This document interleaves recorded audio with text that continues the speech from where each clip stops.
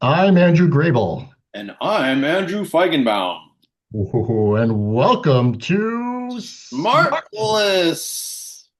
All right. Obviously, that was our first bad dad joke of the podcast. It was a good one.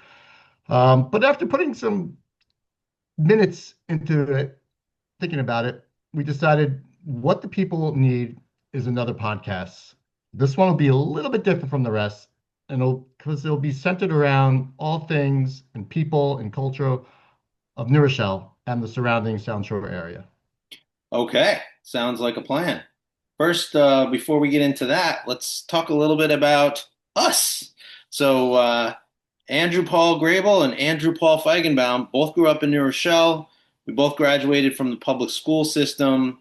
In essence, we're local boys making good on the promise of moving back to New Rochelle, reestablishing our roots, raising our families, and giving a little something back to the community. Nice. Yeah, this podcast is just a way for us to spotlight exciting developments around the city, challenges, and of course, people in the community. So we're going to be talking to small business owners, government officials, educators, artists, local personalities, anyone that's got ties here who are going to share their stories and their insights on a wide range of topics, all centered around Lower Westchester and New Rochelle. Yeah. And we're hoping that these conversations will be informative and educational for all of our tens upon tens of listeners. Are you excited?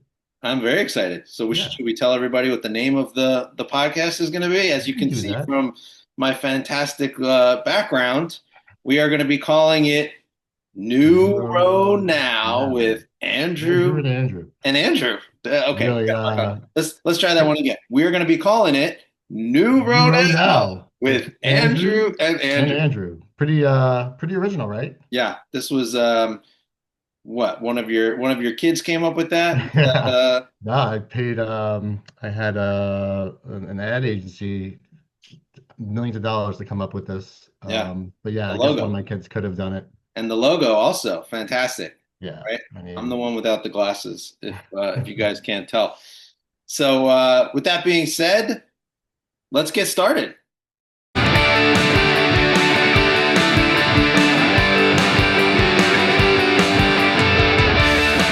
okay, well, we got a big one today, Andrew. We have our first duly elected official to join us on the podcast. And Andrew, I hope you got your security clearance approved because we're going to go deep here. Got it. Our next guest is New Rochelle City Council member Matt Stern. Elected in 2023, Matt is currently in the middle of his first term representing District 6.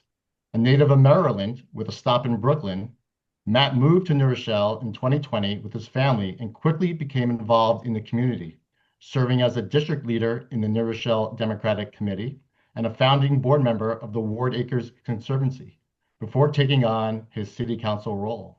So welcome to New Row Now, Matt. Thank you. Appreciate you Good to having have me. you. Good to have you. Yeah, So exciting. maybe just get us started with some background. You know, you were living in the city. What made you move out to New Rochelle and then take on this position?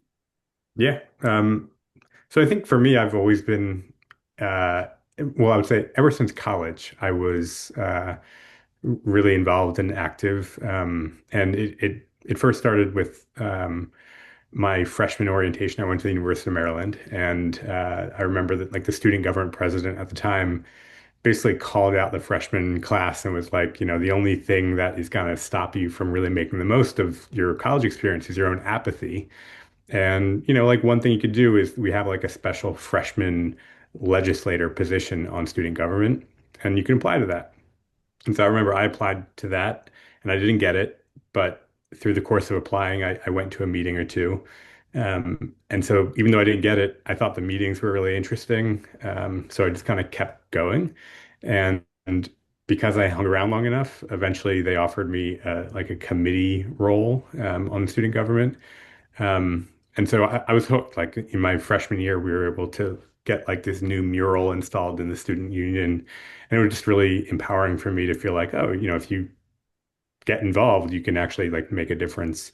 And so that kind of carried me through my career. I became a high school English teacher out of college. I taught high school English in Baltimore.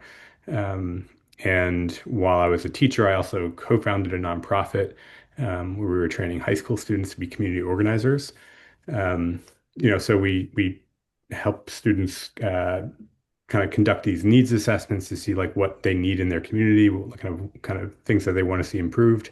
And in that first year, we were building community gardens. We were holding a mayoral candidates forum where only students were the ones asking questions. It was just really empowering work for kids, and I think for me too, just to see that I could have a really positive impact. Moved to Brooklyn in 2011. And I spent most of my career in education, mostly eventually after teaching in education nonprofits. And in Brooklyn, I really got involved with something called participatory budgeting, which is where residents propose ideas of kind of what they want to see in their community. Then residents work with city staff to vet those ideas and kind of get a ballot of the most viable projects. And then residents can vote and fund the winning projects. Um, so that was really empowering. I've also always been involved with like Democratic Party politics. I was, what you call a district leader, where you kind of represent your block to the Democratic Party. And so, yeah, in 2020 during the pandemic, I was living with my wife in Brooklyn. We had a then 1-year-old at the time, and she is from, my wife is from Larchmont. She had her in-laws, or my in-laws are in Rybrook. So life with a 1-year-old, both of us working at home got pretty difficult, in a one bedroom. So we moved in to Rybrook, and while we were there, we were like, okay, life moved faster than we thought. We always knew we would probably, live closer to them, but the timeline got accelerated, and so we started looking for a community. And New Rochelle just like very quickly ticked all the boxes. One, it was, affordable relative to a lot of our neighbors, but still great schools, great access to the city, great parks. We're Jewish, so like really strong Jewish community. And so we just kind of had it all. And so we were staking out Zillow like everybody else, and got really lucky being in the Pine Brook community. So I'm right near Pine Brook Park, and as soon as after we saw the house that we eventually moved into, we kind of were walking around the neighborhood and we saw the park and we're like, oh man, like if we can get this, that'll be amazing. And so once we moved to New Rochelle, I kind of quickly got involved in the Democratic Party again as a district leader, just because like that's kind of a natural organization to join if you have already done that. So it's a way to quickly start meeting people and just getting involved. Through that, I found the Ward Acres Park Conservancy, which at the time was just starting up as like a formal nonprofit. And so since I had co-founded a nonprofit before, I feel like I was able to be really helpful in just like getting our 501(c)(3) status and just yeah, starting, founding a board and starting to recruit new members. And taking the gem that is Ward Acres and trying to kind of bring it back to life. Nice.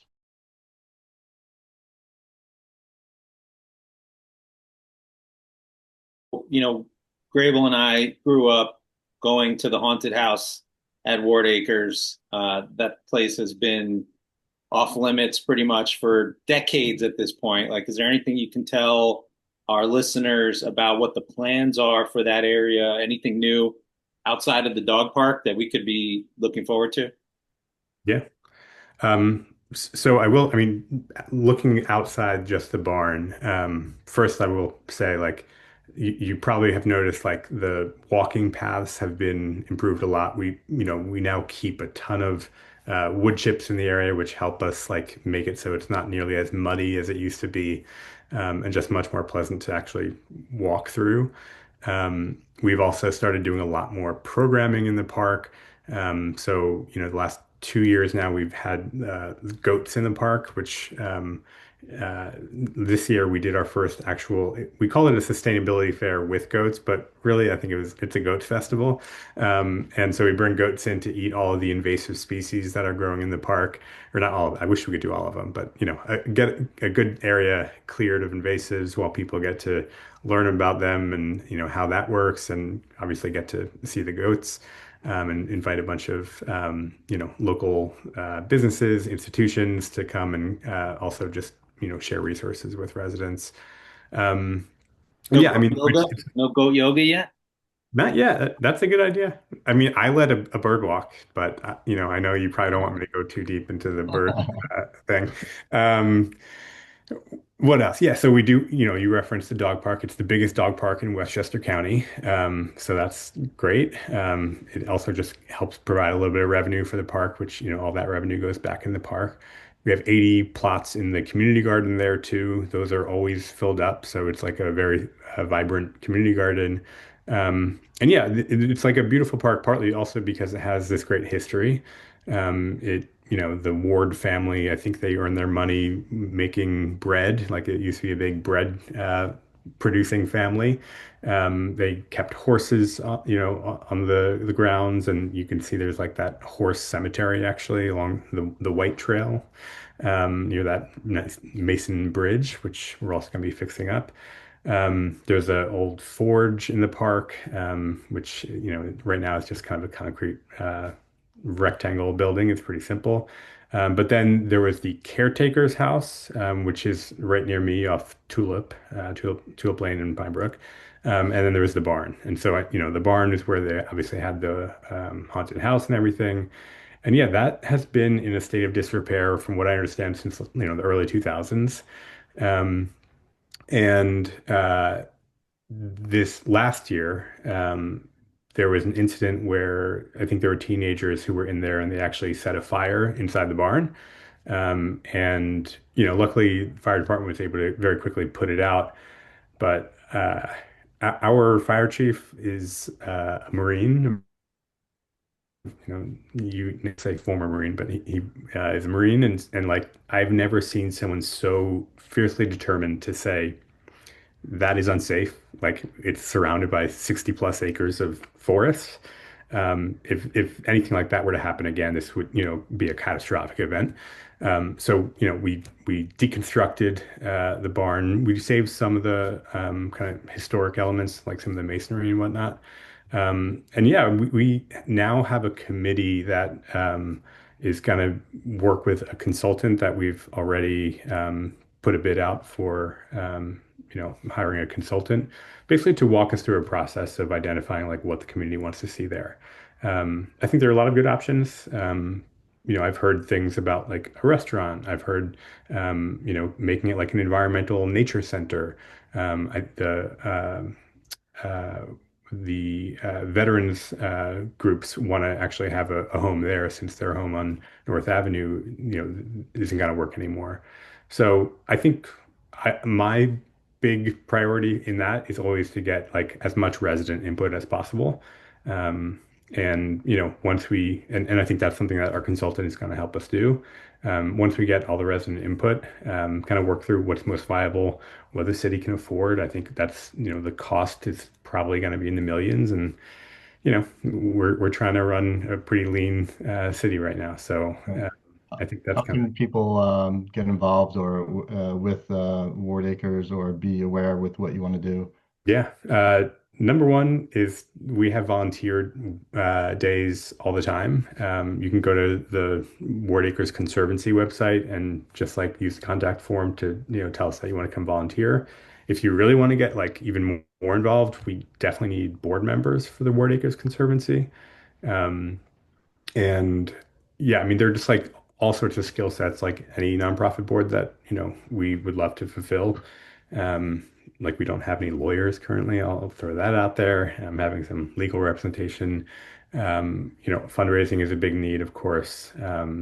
And really, like mostly it's about like being able to commit your time and energy to get, I think the more we have programming in the park and people like really come to love it, I think that helps us make the case that this is a park worth investing even more into.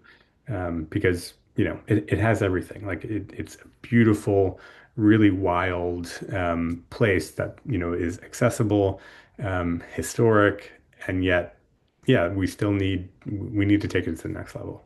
Yeah. Yeah.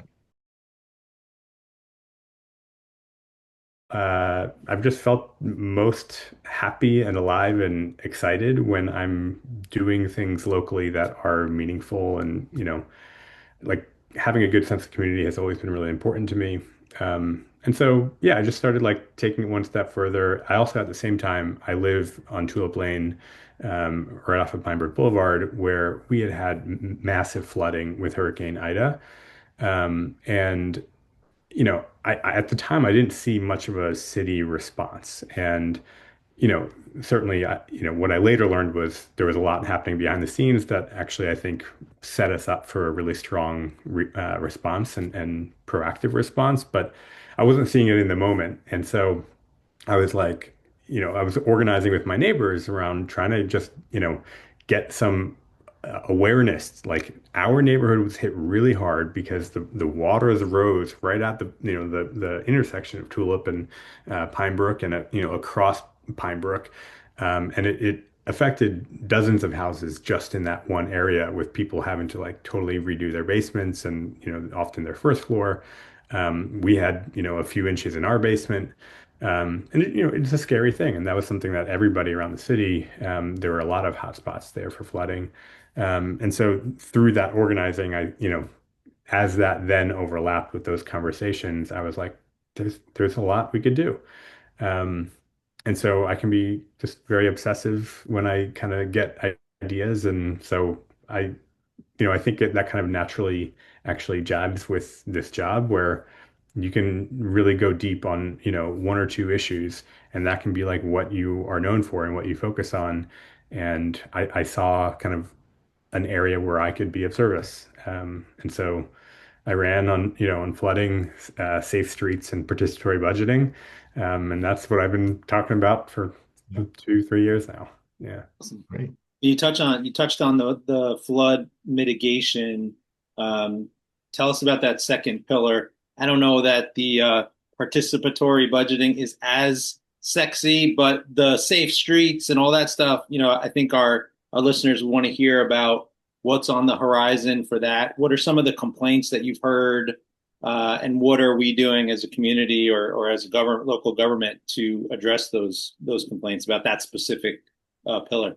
Yeah. So I was telling you about how I felt like the city wasn't doing anything, and so I organized my neighbors.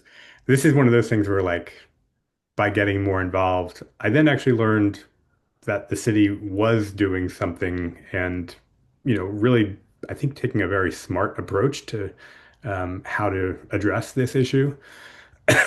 Um, and what they were doing was first they were gathering data and like literally asking any resident who had been affected by flooding to contact the city and tell them exactly what, had occurred.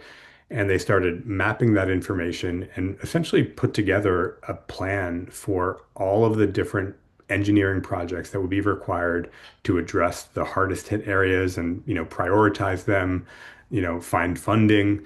And by 2023, they'd put together a 10-year, $350 million plan looking at 100, I think 50 different projects across the city to identify all of the different places. And like there are just, you can find on the city website, for each watershed, I think there are 6 watersheds in the city.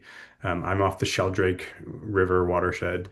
Um, you know, 100+ long PDFs showing each like problem area and like the proposed remediation. So like at Tulip and Pinebrook, there's a culvert that I didn't even know what a culvert was before, but where the river runs under the road, the river goes through a tunnel, and that tunnel is undersized, and so it's increased the capacity because that pinch point is where a lot of the water then rises up when there's too much water.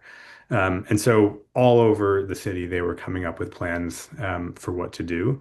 And then starting in 2024, to all my predecessors' credit, like they had a plan that they funded at the end of 2023, and then when we came into office, they began implementing, starting with those hotspots. And so one example was one off Grand Boulevard and Primrose, just north of Wilmot Road. Um, you know, this was like the worst spot I'd seen, maybe like top three in at least in the north end of New Rochelle, where even with like relatively small rains, it's a T intersection. The intersection itself gets totally flooded. There are county buses that run through there, and like everything would come to a standstill, and people on Primrose wouldn't be able to get off their block. And a severe problem that like literally could be life-threatening. And so one of the first projects that in my district that we were able to address was ultimately they addressed it by dredging up over 2,000 cubic yards of sediment from the Hutchinson River and allowing water to much more quickly flow out. And every time it would rain, from then on, I literally bought special like knee-high boots that I can use because like I've ruined enough shoes walking through, floods. I would go out there and like it'd be fine. Even just, like last month, there was another like big heavy rainstorm, an inch in an hour or something like that. And it was okay. So like that, I'm starting to see the effects of these mitigation projects. Another one is Abingdon Lane and Tewksbury right off of Barad. Um, Literally no drainage. Like there are no catch basins. It runs right into the Hutchinson River, and this is like upstream from Primrose. And so they would get horrific flooding. And so we just, installed catch basins, and it's a simple fix, but actually there's a legal challenge related to Scarsdale because it's on the border. But overall, that already has made a big difference. So, you There's know, one on Sprague as well, I believe was always yeah. right on the border of Scarsdale and New Rochelle, and the solution was just to close the road. Uh, Yep. and, yeah. And so the dredging helped that one. I will say that one already, like, we're seeing that like enough sediment has probably filled back in that we're going to need to do something else there. And that's always been, I think, next to Primrose, probably the worst. Because again, you can't pass it when it rains. Can you touch on the pedestrian family streets initiative that you had as well? I know there's been a lot of work on Pine Brook lately with pedestrian crossings, or if there's anything else you can add about that project and others that are in the works or have happened? Yeah. So it's been, I mean, this is something that I care about a lot because I live half a mile from Ward where my daughter goes to school. Um, but there's no way to bike there safely. I mean, like I would have to get on Pine Brook Boulevard, get onto Quaker Ridge Road, and then get onto Broadfield. And neither of those streets are safe to ride a bike on. Um, but even like I occasionally go running and I run in my neighborhood even though I would love to run on Pine Brook Boulevard. It's beautiful. But there have been people severely injured, getting hit by cars, and killed. And so, I just think that's ultimately a quality of life issue that is kind of a non-negotiable in like a 21st century city, I think. Like, um, you know, even if you're not going to be riding a bike, like you're going to be on a safer street if it's safe for people to ride their bikes. And, bringing the speeds down, creating it truly safe for all users of the road, is just really important to me. So, one of the things I heard when I was campaigning was about Ramona and Pine Brook as like, that's where kids walk to go get the bus, but they actually don't do that because, it's around the corner. There's low visibility. Cars are coming in at a high rate of speed. Parents are like, don't go to that bus. You're going to go to the light at Tulip instead to catch the bus. So we were able to get that crosswalk and like the warning blinking lights put in the middle of last year, which was really rewarding. There was a middle school student in my neighborhood who like would come to our public meetings and advocate for it. He got over 100 signatures of neighbors. And I was bought in even before he got the signatures, but like I think it really made, the staff like feel even more invested in getting a solution there. So, there are like kind of one intersection at a time examples, like um, on Webster Avenue and Bon Air. That's another kind of like place. There have been, I think, 15 car crashes in the last 4 years there, many with injuries. So like there are these hot spots that like we know we need to get a solution there. But in the big picture, we want to have like a truly citywide approach to what we call complete streets. Um, and so, I think the most advanced project is on Quaker Ridge, where we have full plans already. We're halfway to fully funding it, but it's not fully funded. We're still waiting for multiple grant applications to come in. Um, and then I think the one closest behind Quaker Ridge is Pine Brook Boulevard. And so for Pine Brook, um, there's already a plan, and we've identified funding for kind of the first phase of that plan, which starts down by Beachmont Lake. So that's the one that we're hoping to complete or begin this year. Um, but that's another one where it's like ultimately we're estimating it's like 18 to $20 million to be able to do the whole Pine Brook Boulevard. So that's that for all these complete streets projects, the biggest barrier is funding. They're extremely expensive, but they save lives, and it's Yeah. quality of life issue that I think is also something that like could help us really distinguish ourselves from our peers. The reality is like we want to be able to attract and make the value of living in New Rochelle, um, you know, as high as possible. And I think something we could really do to stand out is to be a great place to, live and travel however you want to. Yeah. So Fun fact for you here. Pine Brook used to be two-lane roads on each side, north-south. hmm. Close it down for the shoulder, like to create a shoulder. They closed it. They made it one lane to create the shoulder for the running and biking, but When did they uh, do that? that was probably changed in the late 80s or early 90s. But yeah, it was if you could imagine just going down with the car on either side of you, or on one side of you, and Yeah. no barely any shoulder. Hey, that's like Bronx River Parkway tight. Yeah. One of the things I hear a lot about is all the vacancies, the storefront vacancies.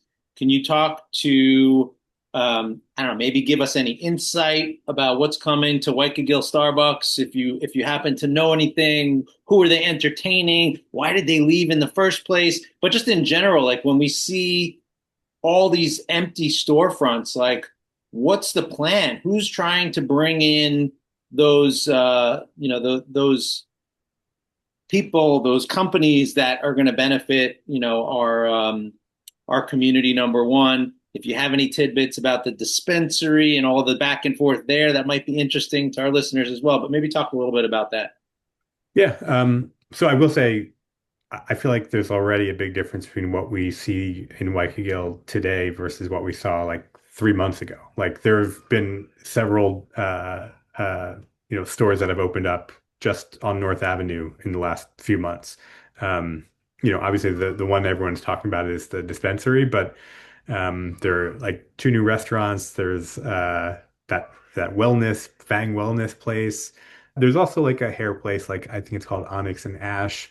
Um, the short answer on Starbucks is I don't know who will come into it. I have my Casa Roma mug here. I love Casa Roma Coffee, which is a downtown coffee shop place, and I was like, you guys got to come up to the north end.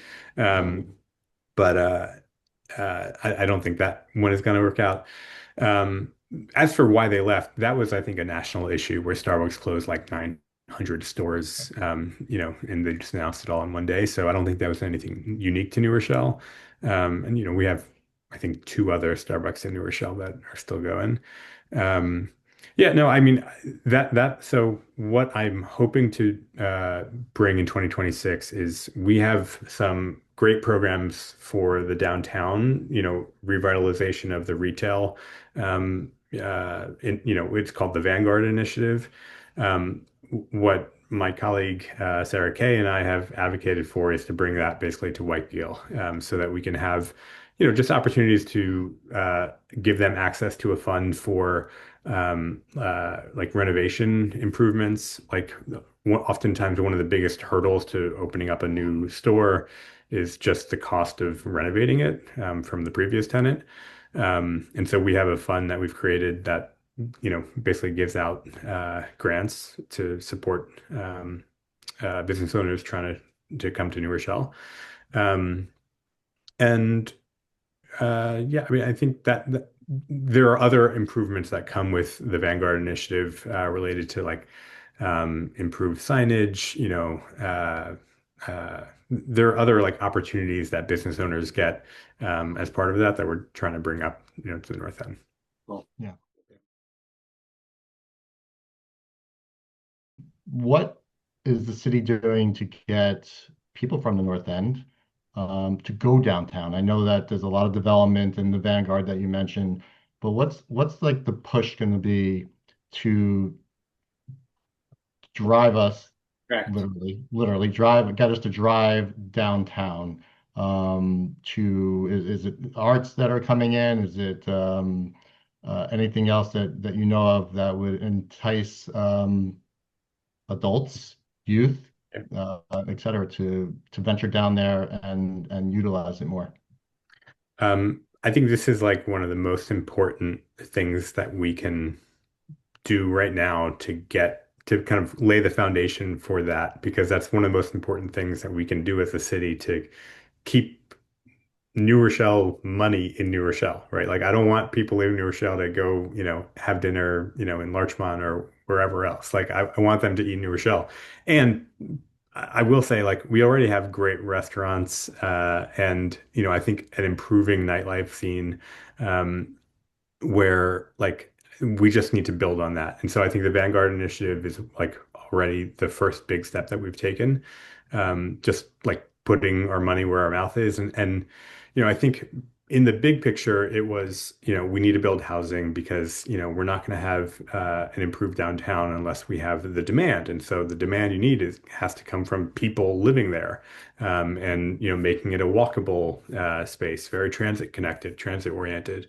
And so I think we have been very successful in building up the residential, capacity of downtown. I think there are like 7,000 new residents since 2015. And by the way, those residents are mostly coming from New Rochelle or Westchester, right? So like it's not just like we're attracting people from Connecticut. That's a very small percent. And so getting people to come, I think, was the first step, but clearly that hasn't been enough to get, the retail and kind of restaurant experience that I think everybody wants. Um, so that's kind of where we've started focusing our attention as of really 2024. Um, and then I would say, like, I think also the transit, the community, the safe streets work that we're doing is part of that, right? Like I don't ever expect most people to bike downtown, but like I think if you have an electric bike, you would probably be more willing to bike to the train station if you felt like it was safe. And so like having that North Avenue corridor be, much more uh, bike friendly and just generally a safer street, I think is like one way to connect that. And then we're doing a big revitalization of the train station itself, um, and making that just much more integrated into the downtown, so it doesn't feel like some separate like place that you have to walk through a lot of concrete to get to, where like it'll feel like much more integrated with the business life and restaurants, including putting a restaurant at the train station in that beautiful historic building, where we have the space for it. We've seen already, like with a coffee shop, like that helps. I don't know if you've been in and seen Cafetero in there. already. Like I feel like that's made a big improvement. But big picture, we've already seen some great designs about how to better integrate that. And so I think making it just a much more attractive place to visit, I think is a big part of it. In the long run, when we build the link, making that park, many acres wide where Memorial Highway currently is, um, making that much more beautiful, again, integrated with downtown. We're literally bringing downtown closer to the north end. That's like So it's like a mini Highline project, right? yeah, Okay. yeah. What's the ETA Makes sense. on that without giving us a definite date? Like, is it decade away? Is it 5 years away, do you think? So we were dealt a really big blow with this federal administration. We had, I think it was a $16 million grant from the federal government that was then pulled from basically because we're in a blue state. Um, so that was a big blow. So we're starting off with having the drainage portion of like it improved. Included a lot of drainage improvements as part of that project, and that's like fundamentally the most important like immediate need there to address flooding issues. So we're starting with that, and then I think will require going back to our federal and state partners in government to see if we can get that funding back. Um, so, in the short run, we can start on the drainage issues this year, maybe next year, depends. But um, I think the big picture, like, full plan for the park, that was delayed by getting this federal funding pulled. Because Yeah, without it, like, we were literally going to start, January 1 with the full plan all at once. So now we've had to break it up into phases, which, it's a setback. And I don't see what purpose it solved. It's not like, the federal government's saving money for any better use of that, but I have a yeah, feeling we'll touch on that a little bit yeah. later. So topic, you talk about blue states, uh, red states, and different attention that they're getting. Right now you can't wake up without hearing about targeting by ICE agents, mostly toward minority communities. We see it in New York City. We obviously saw it in Minneapolis. What can people do? I feel like there's a lot of anxiety in the community. People are afraid to protest, because of what happened recently in Minneapolis. Like, what are some of the things that you can share that maybe conversations going on locally, maybe with the state, maybe at the federal level about ICE number one, anti-Semitism going on, in all different communities. What should parents be doing to make sure their kids are protected? Maybe just talk a little bit about that if you can. Sure. So I'll start with ICE and then I'll jump to anti-Semitism. So first, as a city, actually even as a county, the county made clear that there would be no collaboration with ICE. The only time in which they would collaborate, and this is the same with New Rochelle, is if there's a signed warrant from a judge. Um, Unfortunately, ICE is ignoring the law and arresting people without that. So part of that is, just to be frank, like as city leadership, ICE is not exactly reaching out to the New Rochelle Police Department and giving them a heads up or even telling them after the fact when they're operating in the area. So we have, a blind spot, just from that perspective. Um, I think this is a challenge that local governments across the country are really struggling with because the federal government right now is just running roughshod over people's constitutional rights, and let alone like the norms around how to communicate with their partners in government. Um, so it's pretty scary. And I will say there are weekly protests in New Rochelle. in spite of that. I think if you feel safe coming out to those, I think it's important that we continue to show that, we don't stand for that. Um, so those I think are at the corner of North Avenue and Huguenot. Um, so yeah, I mean, I think it's whatever you are comfortable doing. I mean, there are a lot of great organizations that are doing good work in New Rochelle. I use each council member has a $5,000 stipend that we can use to support any nonprofit, and I chose to support the United Community Center in New Rochelle because they do a lot of great immigrant support work. Um, yeah, so I think that's what I could point to for, on the side of uh, ICE.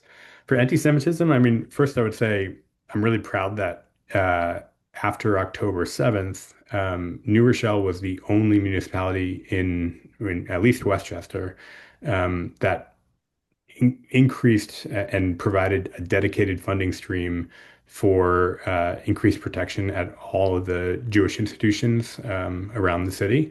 I think initially it was 250,000, and then we re-upped with another $250,000 later. So for a year and a half after October 7th, we were providing, regular presence at every Shabbat service, at the JCC, like at, just the various religious institutions, free of charge. And so, and even since then, I think, you ask any leader in New Rochelle from any of these institutions, and, we have a super responsive police commissioner who's been, not just reactively, offering support, but proactively, attending various meetings, and has just been a great partner to our institutions here. So I think that's one thing where we've been really proactive, and I hope people feel safe. I know for my family, when we go to our family Shabbat and community Shabbat, we're not only often seeing the police there, but I think we feel safer, even though it's always on everybody's mind. Um, so I'm really proud of that, and I think that I hope everyone feels like they have a good partner in their local leadership. It's a really simple idea that I'm excited to bring to New Rochelle. And the idea is you as a resident are going to be invited to submit ideas of kind of what you would like to see in your neighborhood to improve your neighborhood. And we're talking about capital projects. So something that is going to like physically be new and last for at least 5 years. And so, some examples like other communities have, that have done this have included things like murals, crosswalks, water fountains in parks, uh, like any sort of like safe street infrastructure. It could include things like, all kinds of public art, and so anything that's tangible, you can propose those ideas, and hopefully we'll collect hundreds, if not thousands, of ideas. And then there's going to be the steering committee, which we're going to put a call out for members to become, part of the steering committee. They help work with city staff and basically look at what are the most viable ideas given the budget that we've assigned to this, which is $200,000 just for our pilot year. Um, get those ideas, on a ballot, and then all residents in the city are going to be able to vote and determine which projects are funded. And so it's this form of direct democracy that it actually started in Brazil in 1989, and then has since spread to 7,000 cities across the world, 90 cities in the US, including like big cities like New York City that has a $30 million program. And then there's cities like Cambridge, Massachusetts, which are kind of closer to our size, Durham, North Carolina, that have this program. And it really increases civic engagement. You can kind of expand the electorate. Like people don't have to be a citizen to vote. You can be, you can be a student, 14 years old or older. You can set the bar wherever you want in terms of eligibility requirements. And it's a really easy way to get people to have, just a simple voice in city government beyond like electing their representatives. And I want kids to feel that same pride that, I felt like when I was in student government and I was able to, accomplish things. I want them to be able to say like, oh, I voted for, that water fountain at Huguenot Lake, like at the Twin Lakes, or like I voted for these improvements at the playground or, whatever it is. Um, Having people feel that sense of ownership and pride in their involvement in the city is something that I hope leads to, just more involvement, more engagement, more trust in government, and, a more thriving democracy here in New Rochelle. If people want to share ideas with you or get your take on anything, how do they reach you? Yeah, my email and phone number are on New Rochelle's website, so you can just Google New Rochelle, Matt Stern, City Council member. I'm District 6. That's, I think, the easiest way. And then we're hoping by the end of next week that we're going to have a form that you can fill out to basically say that you're interested in joining that steering committee for participatory budgeting. And that's how you can be most involved. But then, after that, you'll see calls to submit ideas and ultimately to vote on those projects. Love it. Yeah. Well, thank you. I'm gonna Thank you, Matt. Thank you for the conversation tonight. Appreciate it.